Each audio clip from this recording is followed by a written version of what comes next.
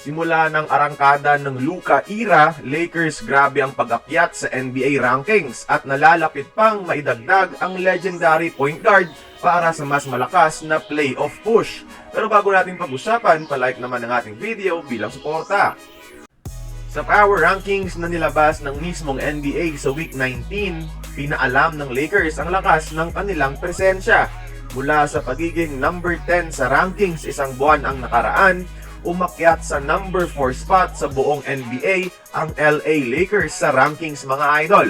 Kasunod ito nang tapusin at tambakan nila ang Denver Nuggets na may 9-game winning streak sa pamamagitan ng LeBron, Luka at Austin Reeves Big 3. Pinatunayan ng Lakers mga idol na napakadelikado nilang harapin sa playoffs kapag sabay si LBJ at Doncic. Ang tanging tatlong teams na nasa taas ng Lakers sa rankings ngayon ay ang conference leaders na Cavs at Thunder at syempre ang defending champions Boston Celtics. Pero di pa nagtatapos ang pasabog ng Lakers dyan dahil usap-usapan ngayon sa NBA executive circles na malaki ang chance ng Lakers maidagdag sa kanilang roster ang legendary point guard Chris Paul. According kay Eddie Bitar ng sikat na Fade Away World, dahil sa season-ending injury ni Wembanyama at pagkuha kay De'Aaron Fox, di na tumutugma sa timeline ng San Antonio Spurs future itong si CP3. With Wemby out, the playoff chances of Spurs become lower at baka mag-tank na lang sila ngayong season. And since 39 years old na si CP3 ngayon, bilang na ang oras ng kanyang karera at isang potential buyout candidate.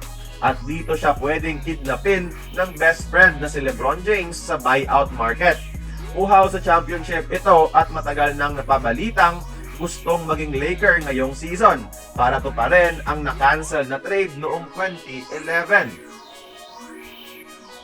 Di man siya ngayon ang kanyang dating sarili na all-star version, isa pa rin siyang elite floor general, and adding him alongside Luka and LeBron would give LA another high IQ playmaker off the bench that will stabilize their offense while setting the stage for one last super team run.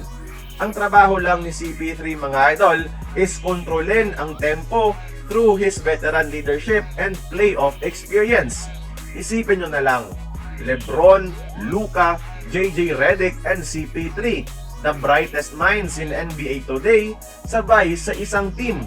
Parang Mount Rushmore of basketball genius yan mga idol. Pero yan ay kung mapag-usapan ng Spurs at ni CP3 na i-buyout ang kontrata for the better. Kaya kayo mga idol, kung sakaling ma-buyout si CP3, gusto nyo ba siyang kunin ng Lakers? Bakit oo, bakit hindi? I-komento nyo yan sa ibaba at pag-uusapan natin. Huwag mahiyang sumali sa ating conversation.